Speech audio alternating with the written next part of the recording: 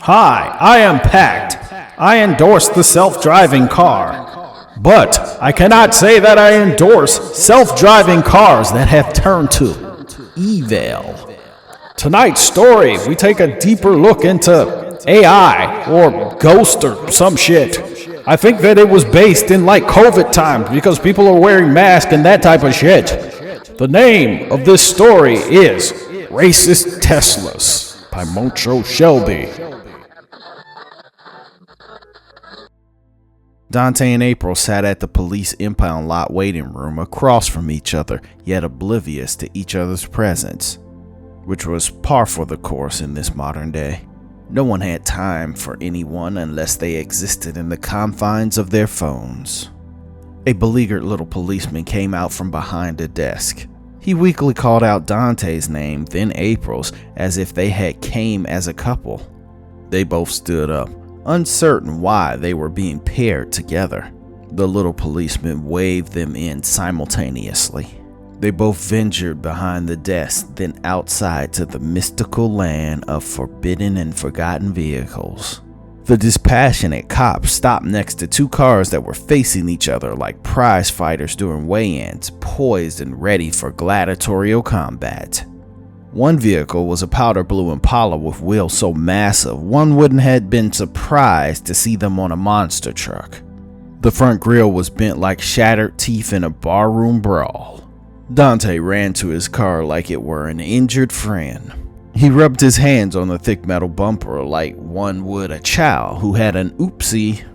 The other metallic contender was a white pickup truck that sat only a few feet higher off the ground. The left side of the vehicle and hood was pushed in as if from a prior accident. April sighed loudly when she saw the damage, already adding up in her head how much she was going to have to pay. Before April or Dante spoke, the cop asked them in a tone that denoted scrutiny. "When we found these vehicles, we found them together. The Impala smashed up on top of the truck. Do either of you know about that?" Dante and April both looked at each other with supreme confusion, then back to the cop. They both shook their head in the negative, then swiveled back to the cop for extra clarification. He had none. He gave them two clipboards with information to fill out. Both of them had reported their vehicles stolen, and the next day they ended up here. "Is it drivable?" April asked. "Oh yeah, the faster you can take these off my hands, the better," the cop said, who had already lost interest with them and was thumbing around on his phone. Dante smiled, which was always his opener to any conversation regardless of the nature of the interaction. But that simple act of disarmament was lost on people when everyone was wearing a mask.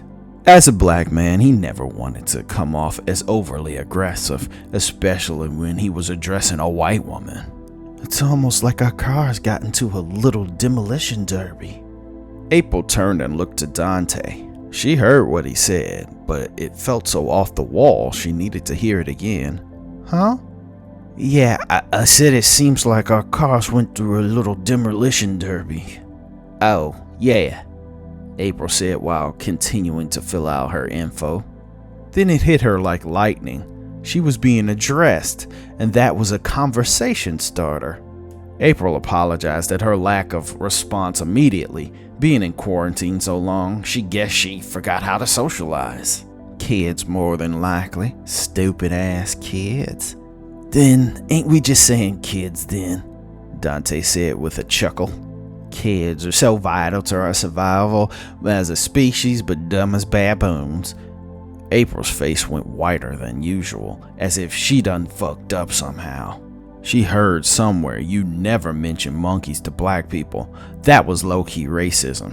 Dante saw the minor fluctuation in April's demeanor and saw her catch herself. But Dante, unlike most, found racism more fascinating than infuriating. The fact that April actually considered his feelings at all made her a genuine person in his book. Dante rose up his hand before April said more, just to show he took no offense. "That's a whole lot of vehicle for a little woman. Why'd you pick a monster like that?" Dante queried. "Oh, this?" I call her Moni, 'cause I took it from my cheating ex-husband as alimony. Dante chuckled. What about you? Your car is blinged out like a teenager, no offense. You're not that young. My car was also adopted. I got it from my nephew Alonzo, who went on vacation upstate. And not to his estate, if you get me. I'm April, April said, not knowing if she should shake hands or bump elbows in this new touchless world. Dante, said the black man. It was good seeing you, Dante. Hopefully it won't be under circumstances like this next time. One could hope. 1 week later, Dante and April found themselves at the same police impound, the same as they had the week before. They sat across from each other in the waiting room, waiting for the cop to give them the verdict. In the time in between, they glanced up from their personal bubbles and inspected the other. With the introduction of masks, one couldn't be 100% if they were seeing the same person if you weren't close enough to them to know for sure. April? Dante questioned. Yeah, Dante? Both took a moment to rationalize why the other may be there, because it felt unlikely they'd be coming back here for the same issue at the same time again. You're back too. What happened this time? Dante asked. Well, my car was gone. I reported it, then I got a call from the police the next night. Yeah, that happened to me too. Dante took a moment to think, and even outrageous claims weren't all that outrageous when weighed against the circumstances. Do you know where your ex was? Maybe he's messing with your head, moving your car around. That does make some sense, but then you keep showing up here too. That mean he'd have to have beef with you too. I would know nothing about that. I ain't the type to have enemies. Maybe it was your cousin's enemies. Maybe my ex had a problem with your cousin. The two stopped to think, sussing out details of their situation with wild, unfounded theories. Because logic didn't seem to be doing it at this point. Why would your ex and my cousin know each other? And why would someone steal my car and your car? It doesn't make sense, Dante said in frustration. Well, my ex Earl didn't like black people. That's an instant reason they may not like each other. So Earl and a buddy take both cars and smash them into each other? April shrugged. Hey, you got me. Let's just see what Officer Eeyore has to say, said April, who had checked out of speculation mode for a minute. The same low-energy cop dispassionately entered the room. He half-heartedly read April and Dante's name, having no immediate recognition that they had done this the week before. The two followed the cop to the back lot where they saw their cars facing each other in challenge, as it was the week before. Dante's Impala lost a mirror, had a pushed-in roof on the driver's side, and scratches like battle scars. April's truck was missing hubcaps and had a new dent on the passenger side.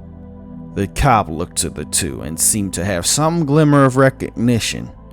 You sure you two don't have anything to say? The two shook their heads, and he handed them clipboards of information to fill out. I'm gonna have to ask my cousin some questions. Ask him if he had any enemies. Then I'm going to get a camera, said Dante. And I'm going to park my car a few blocks over and see if it changes anything, April said. I think we need to exchange numbers and see if one of us finds anything out. Yeah, I guess so. It can't be a coincidence, she said. Later that day, Dante made that dreaded call to the prison and told someone there that he needed to talk to his cousin. Later that day, he got that collect call back. Alonzo was happy to hear from anyone and asked about anyone they collectively knew. When it was said and done, he had a fairly long list of potential enemies, but he had never heard of a white man named Earl. Alonzo didn't do much fraternizing with white people. Truth be told, he didn't like them much. Dante and him used to get into long debates if a black man could be racist. Dante was on the anyone could be racist to anyone camp, while Alonzo was in the you need power to be racist. Dante understood the idea of systematic oppression, but it didn't mean shit when one spoke of one-on-one bigotry. If you beat an Asian up because you didn't like Asians, Dante didn't understand why systematic racism statistics needed to be brought into it. He also mounted a lipstick camera in a tree outside of his car door. April parked the car 3 blocks over and placed a cheap fake Rolex watch under the back wheel well. It was some crap Earl thought would be classy, but probably got out of a Cracker Jack box. She had got the idea from watching the old movie Chinatown with Jack Nicholson. If someone did move the truck, the watch would break and she'd see what time it stopped on. When April woke the next morning for work, she didn't honestly expect to see a change. Earl and none of his moron friends were smart enough to have the foresight to scour the neighborhood for Moni. She noticed immediately that her fake Rolex was laying under the tire with a demolished clock face. It ticked its last tock at midnight. April circled the truck suspiciously. She wouldn't have noticed anything out of the ordinary had she not took the precaution of the watch. With an appraiser's eye, she saw red specks that looked a lot like blood on her grill, but she couldn't be sure. This was all too bizarre to even make shot-in-the-dark guesses about at this point. She hoisted herself in the cockpit of her monstrous vehicle and drove to work regardless of how it felt like. She couldn't out and out point a finger at the problem, which was worse than if someone just stole it outright. Stealing her car, joyriding it, then politely parking it back in the same spot was not something she could explain. Dante rolled out of bed and checked the footage of the lipstick camera with all the eagerness of a kid on Christmas Day. When he spooled the video feed backwards, he saw his car resting peacefully in the place he left it, then leave its spot, then return. Dante urgently stopped the feed at approximately 11:57, then fast-forwarded at the slowest speed possible. The feed jumped from car in parking lot space to car starting up and driving off. Dante rewound the tape again, waiting to get a glimpse of some mysterious person hopping into the driver's seat. But to his surprise, no one entered into frame. The car turned itself on and seemingly rolled out of its parking spot without a driver. Dante wound then rewound the feed several times. He wasn't unaware of self-driving vehicles, but his car was not that. It was a resto mod from '98.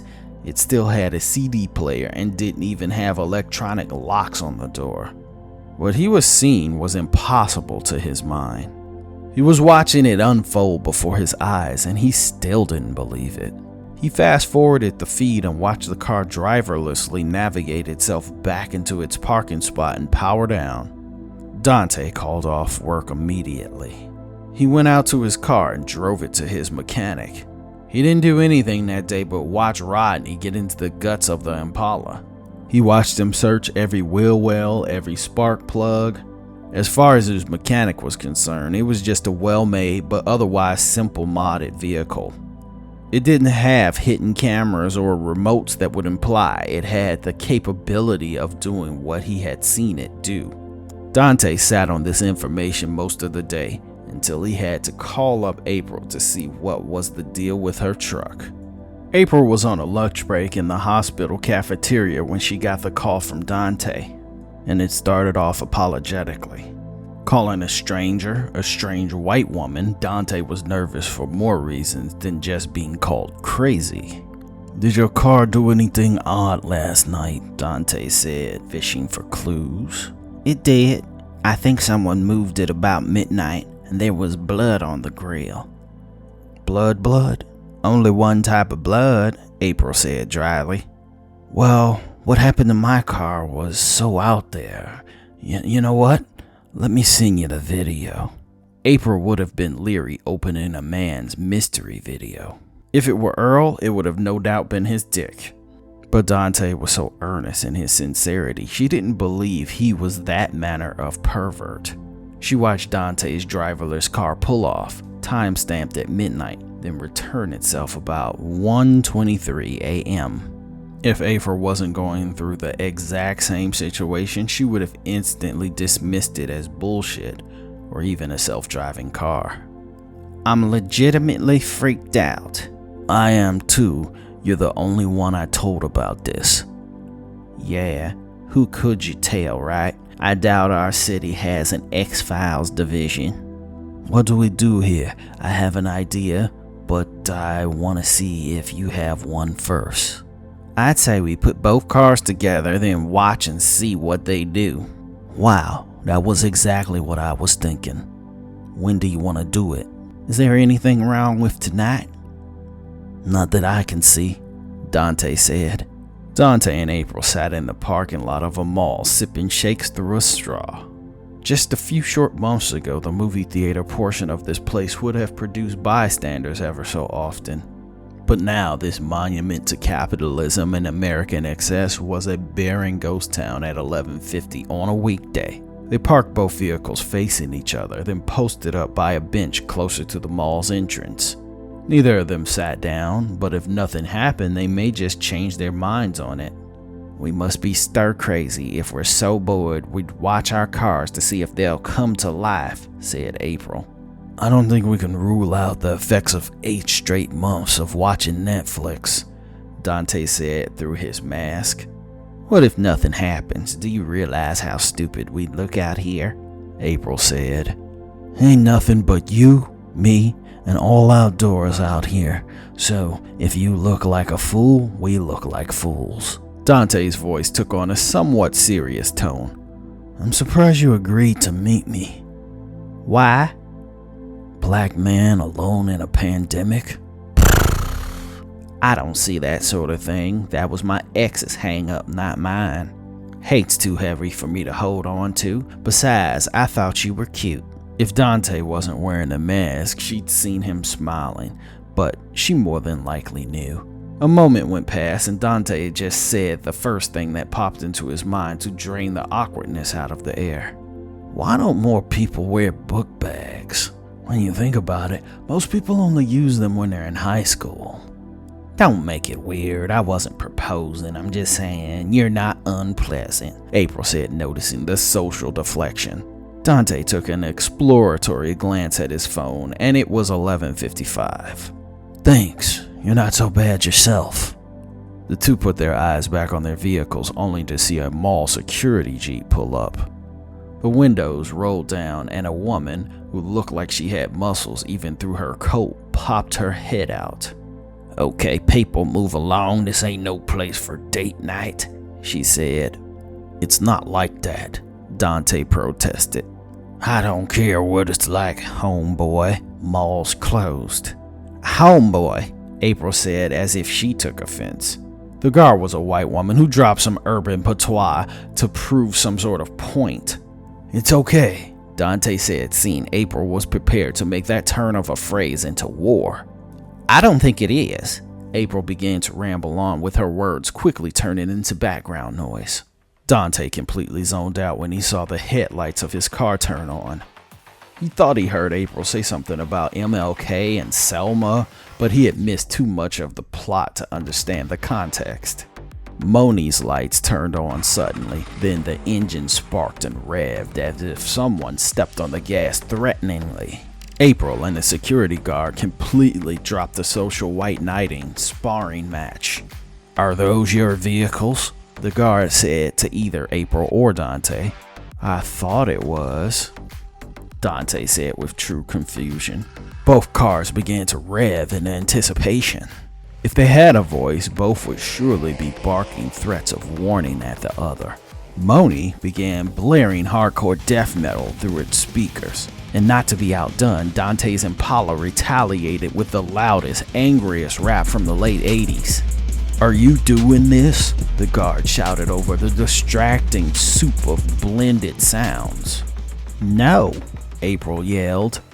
The mall cop motioned to get out of her Jeep, but the sudden movement of the door broke the vehicles from their Mexican standoff, and the powder blue Impala with the monster truck wheels jerked its metal face at the movement. Its headlights were unblinking eyes, its crooked grill, its smirking teeth. The woman pulled her door closed and attempted to gun the engine. Moni didn't back down either. It swerved to intercept the powder blue vehicle. Dante acted fast and pulled April out of the vehicle's homicidal gaze. The security guard wasn't so lucky. As she attempted to drive off, the Impala slammed into her passenger's side. The force of the impact and the mere weight difference pushed the Jeep off the street, onto the sidewalk, then into the courtyard of the mall. The Jeep spun its wheels, unable to overtake the Impala's momentum. Almost when it seemed like the bulldozing had stopped, Moni sideswiped the Impala, then inadvertently added to the force of the epic car-on-car shove. Tires screech and burn streaks marked on the concrete. A haze of automotive-induced smoke rose. The two dueling vehicles, whether purposely or incidentally, pushed the Jeep through the mall's massive glass doors. "Oh shit," Dante yelled. The three vehicles continued spiraling on the smooth tiles of the sleepy mall. The brutal push didn't stop until it crashed through a Sears. Mannequins and glass flipped end over end. The two dueling vehicles backed up, leveling random kiosks and benches. Dante looked in the distance and saw the woman unmoving in the security Jeep. "We gotta get her," Dante said with determination. April, though a bit shell-shocked, didn't miss a beat and nodded.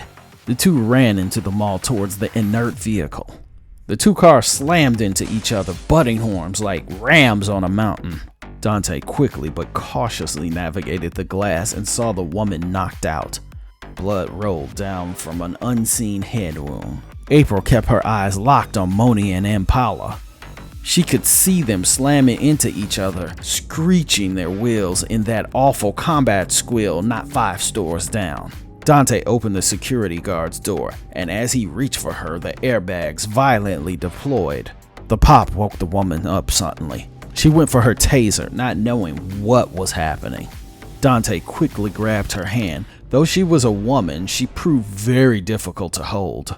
She wrenched her arm free and pulled her taser. Dante put his hands up rather than continue the tug-of-war. "I was trying to help you out of the car." The woman stepped out on shaky legs. If Dante were a betting man, he'd give himself 8 out of 10 odds he could push her over before she got complete control of her senses. "Probably got a remote car or something," the woman started to say. "Watch out," April yelled with deep sincerity. Dante saw a flash of movement and dove into a rack of polo shirts. The security woman wasn't trusting enough to take April at her word, so she wasted a second looking over her shoulder. When her eyes fixed on the commotion, it was already too late. April's truck and Dante's Impala were butting into the side of each other and slammed into the Jeep. When the vehicle was struck, it spun and leveled the woman with the taser. She instantly fell under the chassis and was drugged. Dante looked over to April first, who managed to get behind a perfume counter. Her head popped up like an inquisitive meerkat. "You okay?" said Dante. "No," April replied honestly. The two dueling cars were doing combat donuts and menswear. "We still have to get to that lady," April said, not even considering abandoning that woman despite the argument they just had. Dante nodded, and they ran crouched down while the two cars dueled. The woman's Jeep was dragged to children's clothing. They checked briskly and found her broken and battered. She wasn't dead, but she wasn't lively either. Dante attempted to pick her up, but she was much heavier than she looked. He had to drag her. April grabbed the woman's feet. They tiptoed through the brutalized battle zone that the mall was becoming, careful to avoid headlights. "If we get upstairs, I think we'll be fine," Dante whispered. April agreed. She looked to the woman's name tag, which said Felicia. April knew the signs of concussion, even if she couldn't auto-diagnose whatever else was broken in her. She knew that if she went to sleep, she may just never wake up. "Felicia, when we get to the second floor, we'll call an ambulance. You'll be okay. You'll make it." She mumbled something about wanting to be in Maui, or she was in Maui, but April didn't know what she was talking about. They quickly shuffled to the food court, knowing that that was definitely where the escalator up was. They could hear the churning of wheels and the sounds of vehicular mayhem erupting behind them. They passed shops with broken windows and walls. Dante was certain that the cops had to be on their way. Some sort of silent alarm must have been triggered somehow. When they got to the food court, they heard the voice of another security guard. "Hey, you're not supposed to be here. The cops on their way." "Good," April yelled. The nervous 20-something-year-old black man saw them dragging one of theirs. "Is she okay?" he yelled as he started to approach. Suddenly, breaking through the storefront of an Orange Julius, Moni roared out. With no warning or hesitation, it slammed into the new security guard and splattered him on the grill with not much more effort than a bug on the windshield. The truck put its headlights on Dante. It was close enough that he could hear Metallica's "Kill Them All" screaming through its speakers. It didn't lose acceleration when it swerved towards Dante. Dante put Felicia down and quickly jumped behind a rock that was behind a fountain. He ducked down in horror, praying that his move worked. Moni's wheel popped off the rock, and at the speed it moved, it completely overshot him. Dante saw the roaring axles of its underbelly as it sailed over them.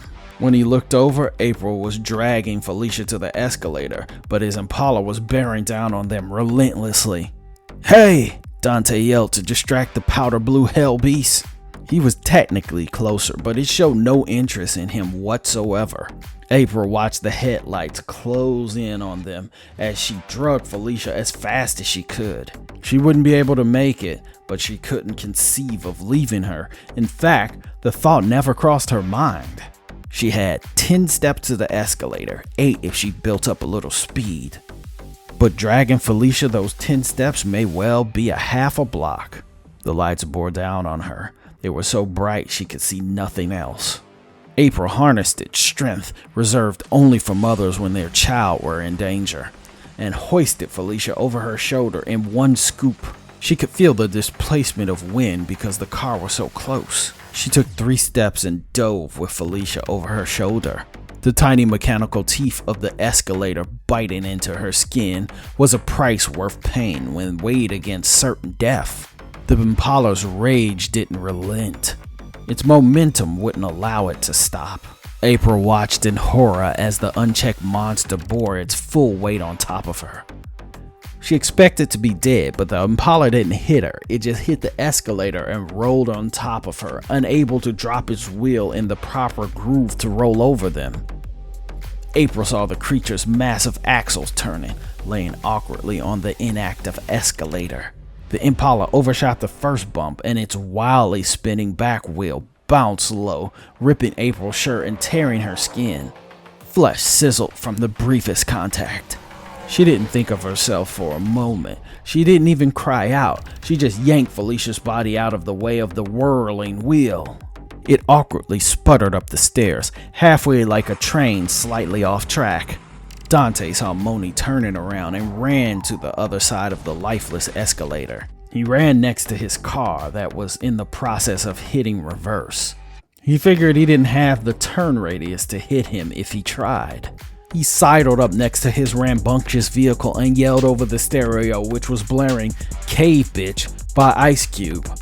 "Over here," Dante yelled, not knowing why he thought any of this made sense. He hit the deck when he saw Moni ramping up the stairs, but unlike the Impala, it took its time and lined up its wheels so that it would roll right into the hard-to-reach crevice Dante was lodged in. Dante tried to keep running. He hoped that it didn't have the power to force his way up the stairs, and worst case scenario, he'd leap off the side and hope he landed okay. Moni moved up too fast for Dante to run. He attempted to leap off the side, but a part of his leg snagged on the escalator's metal teeth and he tripped. He looked at Moni's wheel bearing down on him like a buzzsaw. It was over. Suddenly, a car zoomed in from the second floor down the stairs. Dante couldn't see the make or model. He just saw its headlights descending on him like an angel. and heard it blasting on its sound system a speech from MLK, the house remix.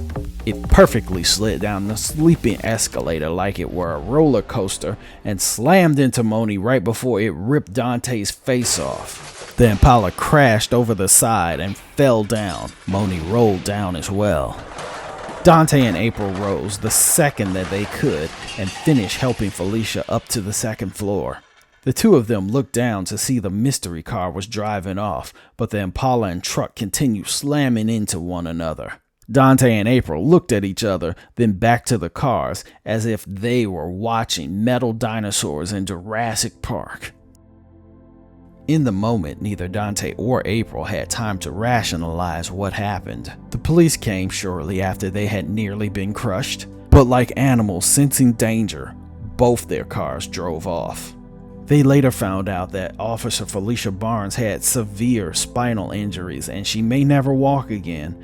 The other guy, Torrance Roach, who got hit by Moni, died on impact. They explained what happened more or less, and the footage backed up their claim that people were stealing their cars and driving them, but they never brought themselves to the place they felt right about telling the whole truth. A few days later, April called Dante. "Hey," she said simply over the phone. "Yeah, I know, right?" Dante said, as if he answered a question before she even asked. "What do you think happened?"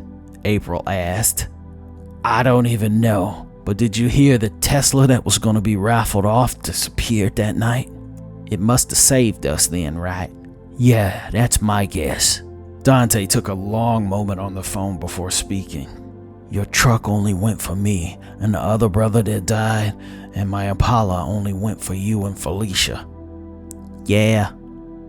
"Do you think our cars were races?" There was a long silence on the phone. April was at a loss for words. "With all that happened, maybe," she said with no confidence or closure. Dante noticed a shard of light slide across his blinds. He bent it open for a peek. His powder blue Impala was sitting outside in its parking spot.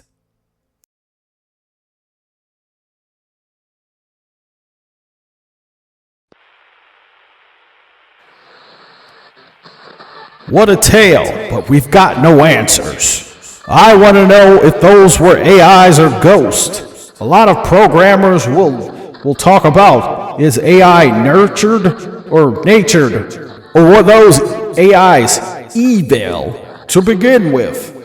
You know, AIs can always pull that "I was programmed that way" bullshit. I say pull yourself up by your digital bootstraps. Ha ha ha ha ha. Or I don't. Insert the correct political standing. I've painted myself into a corner. Bye.